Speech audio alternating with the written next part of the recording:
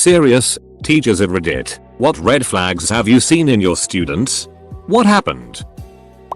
Nota bene, I worked in a school for seriously emotionally disturbed children as an intern, so this is from the red flag already noticed department. 8-year-old with his own giant bodyguard who followed him around to protect other children from him. He was dangerous. 7-year-old who had never spoken one word due to abuse. 8-year-old with one leg shorter than the other due to mother breaking it when he was an infant and no medical attention. -7-year-old who constantly tried to molest other kids because that was the only love he'd known. That was my entire classroom. These kids broke my heart every day that they persevered and kept trying to learn and yet had no real future ahead of them. Yes, there are miracles, but these kids wouldn't see too many of those. Worst mistake I ever made was deciding to pursue my original career rather than go into said teaching. Very rewarding work.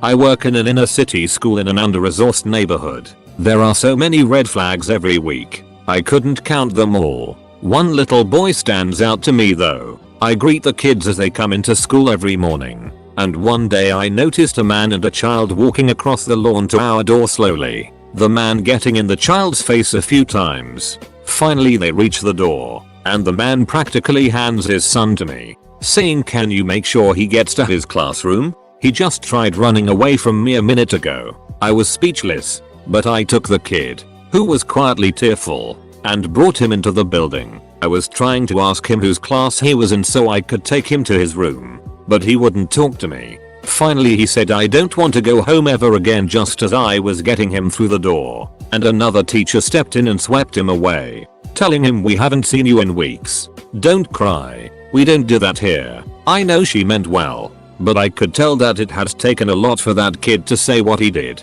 and I didn't know if he would share that with anyone else. I told the school social worker and can only hope that he's being taken care of now. That boy broke my heart. Edit. A lot of people are telling me to call CPS. It's worth considering. But truthfully I don't think I'm qualified to be making those decisions. I'm not a full teacher. I'm an AmeriCorps volunteer. And I was trained to report to the social worker. I'll be following up with the social worker though. Had a high school student who was a well-known white supremacist wear a bulletproof vest to school one day. Quietly called administration to come take him from class. His father complained, "Where in the dress code does it say he can't wear a bulletproof vest?" That was a big red flag. Later that year kid was expelled for extorting money from other kids by threatening them with a screwdriver. A year later that student got shot in the face and lost his entire nose. And he's now in prison. Once had a parent find out that I'm gay, and B, I have some music industry contacts. They immediately offered me unlimited, unsupervised access to their 16-year-old son in exchange for helping him break into the music business. I was 35. I reported them immediately. Had a kid I taught in preschool who would get unreasonably angry, violent, and loud for no obvious reason. Everything would be fine and then he would totally snap. All we could do when he did was to usher other kids away and wait for him to calm down. His mom seemed nice enough when I met her and his dad didn't appear to be in the picture. He never showed up, was never discussed by mom or child, etc. One day, mom didn't show to pick him up. I was the only teacher left, since he was the last kid, and he just sat at the window, subbing. She didn't show up until 7 PM that night and our building closed at 5:30 PM. By that time, he was completely inconsolable and it was all I could do run down to the kitchen with him, make him a sandwich with the director's permission, and let him watch movies on my phone. Over the course of the next few weeks, this started to happen more, and no matter how many times the director talked to his mom, she would continue to come late. Then his lunches started to deteriorate and he would come to school hungry, having not been fed breakfast. He was only with us for the 3 months between preschool and kindergarten and I have no idea what happened to him. But the director was paying close attention and, luckily, we never saw any physical abuse. I always brought him breakfast and made sure I had an extra sandwich and capricin for him when I came to work. That kid didn't go hungry on my watch. Poor kid was just being forgotten.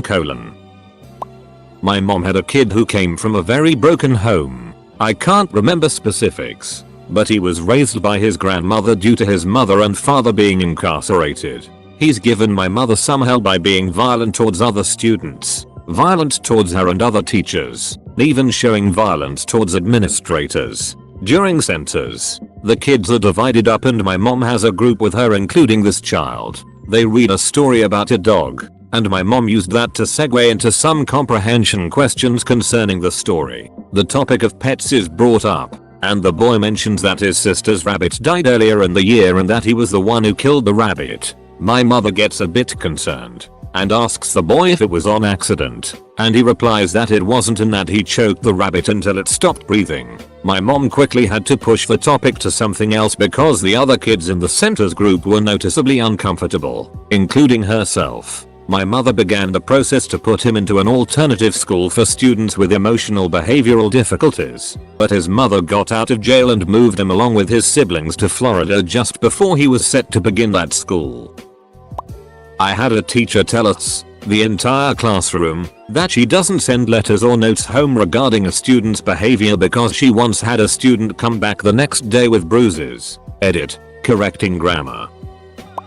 It's not always the loud ones that act out either. My parents started fighting when I was 10 and my mom started telling me all these things she suspected my father was doing behind her back. It really changed my view of my dad and caused a huge strain on our relationship for years. In the end she ended up being the one cheating. I was tired and came to school and would fall asleep in class and fail tests. No one seemed to care. I spent all of my time trying to figure out what I could do to make them see eye to eye and understand each other. It consumed me and caused me to sink into depression and anxiety. I felt like I had failed because I couldn't fix it. Sometimes I still feel guilty now for not being able to save everyone. My little brother still hasn't come back from it. TLDR. It's not always the angry and loud ones. Don't fight in front of or through your children.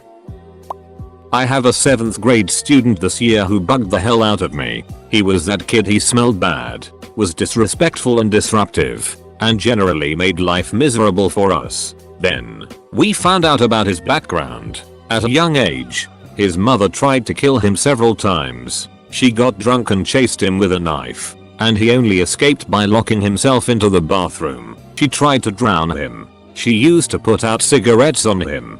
Currently, he lives with his alcoholic father who obviously hates the kid. He told me the other day that he spent the weekend going to AA meetings with both of his parents. I've made it a point to be kind to him now. I take a minute every day to talk with him and praise every positive action I see. I hope to make school something positive for him, because I can only imagine the hell he goes home to. I taught a kid about 15 years ago, who was just a tough kid. There were times when he wasn't so bad, but he was known around our high school as a troublemaker. Teachers dreaded having him in their class. I survived my year with him and we actually parted ways on decent terms. After high school, I would run into him every now and again, as he was dating the daughter of someone I knew relatively well. I was told that it wasn't a healthy relationship, which didn't really surprise me. A couple of years later, it's summer vacation and I'm just waking up and turn on the TV. The big news story is about a police shooting in our town. The police responded to a domestic violence call and ended up having to shoot and kill the suspect. My former student, a family member, later told me what happened. Neighbors heard screaming and called the police. Police found the girlfriend holding their 6-month-old, cowering in a corner. He was on the other side of the room, holding a butcher knife. Police told him to put down the knife, and his last words were, "Okay, I'll put it down right after I kill the itch." At which point he charged towards his girlfriend with the knife raised, and the police were forced to shoot him. I can't say I was surprised, but it still made me sad. Sadder still, the baby grew up emotionally mentally disturbed due to all the drugs his mother did during her pregnancy. Last I heard, she dumped the kid on her parents and is now a stripper in Vegas. My mom was a 2nd grade teacher and had a little boy in her class that would go full Redrum and draw crazy things on his dry erase board. He would write things like "kill" with images of dead classmates. Upon asking the student why he was writing these things, he just replied with "she's telling me to." The scariest part was the boy was absolutely terrified. He didn't want to draw any of these things but felt obligated by this woman. My mom recommended him for a psyche eval and turns out he had severe schizophrenia.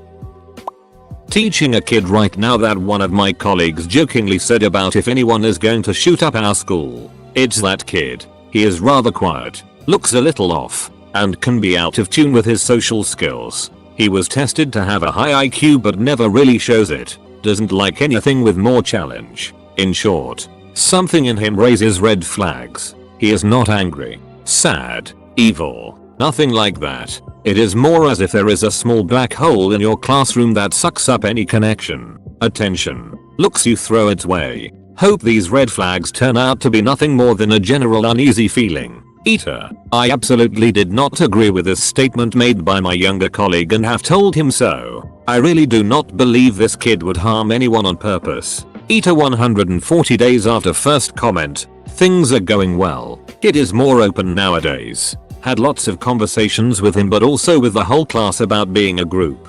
He seems much more approachable these days and sometimes even volunteers little parts of conversation. He hasn't done a 180 or anything but I feel a little better about where things are now. You know when a young person learns how to curse, they don't inflect the sentence correctly and it just sounds wrong? WTF. Becomes what the duck? Just sounds weird. About 3 months ago, we were just having a conversation about his college application and he just said, yeah, well if I don't get into MIT I guess I'll just kill myself. It didn't sound like a joke, it just sounded wrong. Like he inflected it incorrectly. It threw me off. I scolded him. Hey dude, easy, don't joke about that stuff. This past Tuesday he committed suicide. We love that kid. He was an adult in a 17-year-old's body. I'll never forgive myself for not seeing that. I'm a technology teacher, design and make. I had an 11-year-old student who was terrible at using scissors and couldn't thread a needle. She had very high grades academically but something didn't seem quite right. I recommended she receive special assistance and a referral. And it turns out after testing that she had very little spatial awareness and almost no hand-eye coordination. After calling the parents in we found that her mother was paralyzed and in a wheelchair. Only dad had come to parent interviews etc. And dad was very busy working to support them both. So no one had ever played any physical games or activities with her. She hadn't developed in this area. And was intelligent enough to hide these shortcomings in previous school activities. Not a difficult fix. Lots of time doing crafts, throwing and catching balls, that kind of thing needed. But something that could have really held her back in the future. Only read halfway down. I'm off Reddit and off to hug my kids. Lots of the usual about abuse, mental illness, poverty, etc. The one a lot of folks may not know about is the phone numbers. If a parent can't be bothered to keep a way to contact them updated with the school, we're going to be dealing with a headache of a student for the year. I was grading papers, and one of my students was exhibiting all the red flags that she intended to harm herself in the paper. She had turned it in days previously, and I had seen her looking down that morning, so I rushed her paper down to our school psychiatrist. She moved to pull the student out of class, but she had ditched school halfway through the day. Police were dispatched and caught her literally seconds before she carried out her plan. Thank God I didn't put off grading another day. I taught in a school with a large refugee population. This story is not unique considering that, but it did affect me. I had one student who was from the Middle East and they quickly became one of my secret favorites. He was quirky and sly and had a habit of smile broadly and agreeably when he had no idea WTF was going on due to language issues. I noticed he had cuts on his arm and was quick to cover them up and tell me nothing. No problem MS. When I asked him what was up, I reported it to the social worker there because I wanted to make sure he had access to support. Apparently he was already seeing her and they knew he was struggling.